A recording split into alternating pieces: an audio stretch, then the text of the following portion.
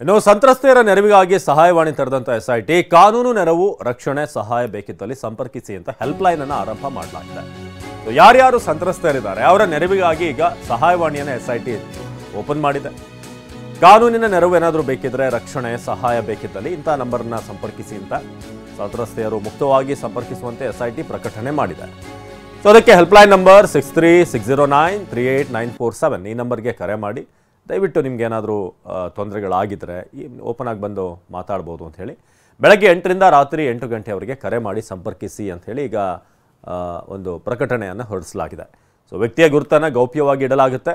ಸಂತ್ರಸ್ತೆಯರಿಗೆ SIT ಅಗತ್ಯ ನೆರವನ್ನು ಒದಗಿಸಲಿದೆ ಅಂತ ಇದೇ ನಂಬರ್ ಹೆಲ್ಪ್ಲೈನ್ ನಂಬರ್ 6360938947. ಯಾಕಂದರೆ ಭಾಳಷ್ಟು ಜನರ ಒಂದು ಸಂಖ್ಯೆ ಹೆಚ್ಚಾಗಿದೆ ಅನ್ನೋ ಆರೋಪ ಇರೋದ್ರಿಂದ ವಿಡಿಯೋಗಳ ಸಂಖ್ಯೆ ಜೊತೆಗೆ ಅಲ್ಲಿ ಸಂತ್ರಸ್ತೆಯರ ಸಂಖ್ಯೆ, ಸೊ ಅವ್ರಿಗೇನಾದರೂ ಸಹಾಯ ಬೇಕಾದಂಥ ಸಂದರ್ಭದಲ್ಲಿ ಅವರಿಗೆ ಓಪನ್ ಆಗಿ ಹೇಳೋಕೆ ಭಯ ಇದ್ದರೆ ಅವರ ಐಡೆಂಟಿಟಿ ಏನಿದೆ ಅದನ್ನು ಗೌಪ್ಯವಾಗಿಡಲಾಗುತ್ತೆ. ನೀವು ಸಹಾಯಕ್ಕಾಗಿ ಫೋನ್ ಮಾಡಬಹುದು ಅಂತ ತಿಳಿಸಲಾಗಿದೆ. ವಿಶುಕುಮಾರ್ ಶ್ರೀಗಂಧ ಕೃಷಿ ಮಾಡಿ ಕೋಟಿ ಆದಾಯ ಗಳಿಸಿದ್ದಾರೆ.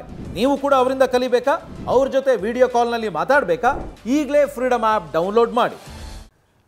ಶಿವಪ್ರಸಾದ್ ಈ ಬಗ್ಗೆ ಹೆಚ್ಚಿನ ಮಾಹಿತಿಯನ್ನು ನೀಡ್ತಾರೆ. ಶಿವಪ್ರಸಾದ್, ಇದೀಗ ಎಸ್ಐಟಿಯಿಂದ ಒಂದು ಹೆಲ್ಪ್ಲೈನ್ ನಂಬರ್ ಕೂಡ ಓಪನ್ ಆಗಿರುವಂಥದ್ದು. ಸೊ ಪತ್ರಿಕಾ ಪ್ರಕಟಣೆಯಲ್ಲಿ ಏನೆಲ್ಲ ವಿವರ ಇದೆ, ಯಾವ ರೀತಿ ಸಂಪರ್ಕ ಮಾಡಬಹುದು ಅಂತ ಮೋಸ ಆದಂಥವರು ಅಥವಾ ಸಂತ್ರಸ್ತೆಯರು? ಅವಿನಾಶ್, ಹಾಸನದ ಲೈಂಗಿಕ ಹಿಂಸೆ ಮತ್ತು ಶೋಷಣೆ ಪ್ರಕರಣಕ್ಕೆ ಸಂಬಂಧಪಟ್ಟಂತೆ ಈಗಾಗಲೇ ಎಸ್ಐಟಿ ಅಧಿಕಾರಿಗಳು ಹೆಲ್ಪ್ ಲೈನ್ ಅನ್ನು ಶುರು ಮಾಡಿದ್ದಾರೆ.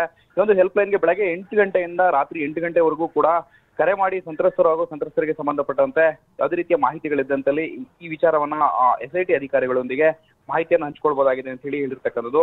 ಒಟ್ಟಾರೆಯಾಗಿ ಇಡೀ ಪ್ರಕರಣಕ್ಕೆ ಸಂಬಂಧಪಟ್ಟಂತೆ ಸಂತ್ರಸ್ತರಾಗಲಿ ಅಥವಾ ಅವರಿಗೆ ಸಂಬಂಧಪಟ್ಟವರಾಗ್ಲಿ ಎಸ್ಐಟಿ ಅಧಿಕಾರಿಗಳನ್ನ ಸಂಪರ್ಕ ಮಾಡಿ, ಕರೆ ಮೂಲಕ ಸಂಪರ್ಕ ಮಾಡಿ ಮಾಹಿತಿಯನ್ನು ಹಂಚಿಕೊಂಡಲ್ಲಿ ಯಾವುದೇ ರೀತಿಯ ಅವರ ಐಡೆಂಟಿಟಿಯನ್ನ ಬಿಟ್ಕೊಡೋದಿಲ್ಲ, ಗುರುತನ್ನ ಬಿಟ್ಕೊಡೋದಿಲ್ಲ ಅಂತ ಹೇಳಿ ಎಸ್ಐಟಿ ಈಗಾಗಲೇ ಕನ್ಫರ್ಮ್ ಮಾಡಿರ್ತಕ್ಕಂಥದ್ದು. ಅಷ್ಟೇ ಅಲ್ಲದೆ ಅವರಿಗೆ ಯಾವುದೇ ರೀತಿಯ ಅಗತ್ಯ ನೆರವು ಇದ್ದಲ್ಲಿ ಅಂದ್ರೆ ಭದ್ರತೆ ವಿಚಾರದಲ್ಲಾಗಿರ್ಬೋದು ಅಥವಾ ನೆರವಿದ್ದಲ್ಲಾಗಿರ್ಬೋದು ಈ ಒಂದು ಪ್ರಕರಣಕ್ಕೆ ಸಂಬಂಧಪಟ್ಟ ನೆರವನ್ನ ನೀಡೋದಾಗಿಯೂ ಕೂಡ ಎಸ್ಐಟಿ ಅಧಿಕಾರಿಗಳು ಭರವಸೆಯನ್ನು ನೀಡಿದ್ದಾರೆ. ಅಷ್ಟೇ ಅಲ್ಲದೆ ಈ ಒಂದು ಇಡೀ ಪ್ರಕರಣಕ್ಕೆ ಸಂಬಂಧಪಟ್ಟಂತೆ ಕೆಲವೊಂದಷ್ಟು ವಿಡಿಯೋಗಳು ಸಾಮಾಜಿಕ ಜಾಲತಾಣಗಳಲ್ಲಿ ವೈರಲ್ ಆಗ್ತಿರ್ತಕ್ಕಂಥದ್ದು. ಈ ಒಂದು ವಿಚಾರದ ಹಿನ್ನೆಲೆಯಲ್ಲಿ ಕೆಲವೊಂದು ಫೋಟೋಗಳನ್ನ ಬಳಸಿ ಈ ಒಂದು ವಿಡಿಯೋಗಳೊಟ್ಟಿಗೆ ವೈರಲ್ ಮಾಡ್ತಿದ್ದಾರೆ ಕಿಡಿಗೇಡಿಗಳು. ಇದೊಂದು ಶಿಕ್ಷಾರ್ಹ ಅಪರಾಧ. ಮಾಹಿತಿ ತಂತ್ರಜ್ಞಾನ ಕಾಯ್ದೆ ಕಲಂ 67 ಐಟಿ ಆಕ್ಟ್ ಅಡಿ ಹಾಗೂ ಕಲಂ 228 ಕ್ಲಾಸ್ 1 ಹಾಗೂ 292 IPC ಸೆಕ್ಷನ್ ಅಡಿಯಲ್ಲಿ ಇವೆಲ್ಲವೂ ಕೂಡ ಶಿಕ್ಷಾರ್ಹ ಅಪರಾಧವಾಗಿದ್ದು ಯಾವುದೇ ರೀತಿಯಾಗಿ ಈ ರೀತಿಯಾಗಿ ವೈರಲ್ ಅನ್ನ ಮಾಡಬಾರದು ಅಂತ ಹೇಳಿ ಈಗಾಗಲೇ ಎಸ್ಐಟಿ ಅಧಿಕಾರಿಗಳು ಕಟ್ಟುನಿಟ್ಟಿನ ಸೂಚನೆಯನ್ನು ನೀಡಿರ್ತಕ್ಕಂಥದ್ದು. ಸಾಮಾಜಿಕ ಜಾಲತಾಣಗಳಲ್ಲಿ ಯಾವುದೇ ಮೂಲದಲ್ಲಾಗೂ ಕೂಡ ಈ ರೀತಿಯ ವಿಡಿಯೋಗಳನ್ನ ವೈರಲ್ ಮಾಡಬಾರದು. ಈ ಹಿನ್ನೆಲೆಯಲ್ಲಿ ಸಂತ್ರಸ್ತರು ಕೂಡ ಇವತ್ತು ವಿಚಾರಕ್ಕೆ ಸಂಬಂಧಪಟ್ಟಂತೆ ಎಸ್ಐಟಿ ಕಚೇರಿಯನ್ನ ಸಂಪರ್ಕ ಮಾಡಬಹುದಾಗಿದೆ. ಎಸ್ಐಟಿ ಕಚೇರಿಗೆ ಖುದ್ದು ಹಾಜರಾಗಬೇಕಾಗಿರ್ತಕ್ಕಂಥ ಅಗತ್ಯ ಏನಿಲ್ಲ. ಕರೆಯನ್ನ ಮಾಡಿ, ಅಂದ್ರೆ ಎಸ್ಐಟಿ ಅಧಿಕಾರಿಗಳಿಗಾಗಲೇ ಹೆಲ್ಪ್ ಲೈನ್ ನಂಬರ್ ಅನ್ನ ಕೊಟ್ಟಿರ್ತಕ್ಕಂಥ ಹಿನ್ನೆಲೆಯಲ್ಲಿ ಆ ಒಂದು ಹೆಲ್ಪ್ ಲೈನ್ ನಂಬರ್ಗೆ ಕರೆ ಮಾಡಿ ತಿಳಿಸಬಹುದಾಗಿ ಈಗಾಗಲೇ ಮಾಹಿತಿಯನ್ನು ಕೂಡ ಹಂಚಿಕೊಂಡಿರ್ತಕ್ಕಂಥದ್ದು. ಅವಿನಾಶ್, ಧನ್ಯವಾದ ಶಿವಪ್ರಸಾದ್.